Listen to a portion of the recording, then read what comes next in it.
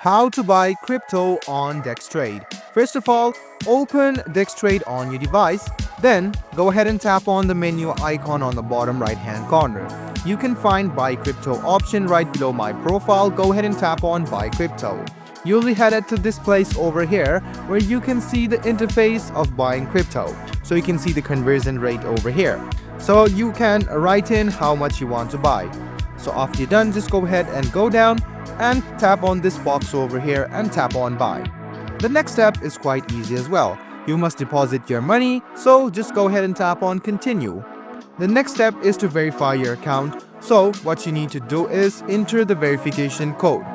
So just go ahead and enter this code over here and then tap on proceed.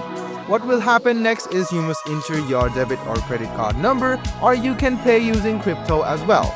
So this way, you can easily top up or buy crypto on Dex-Trade. I hope this video was helpful for you. Like the video, subscribe to the channel, and do hit the bell button for more.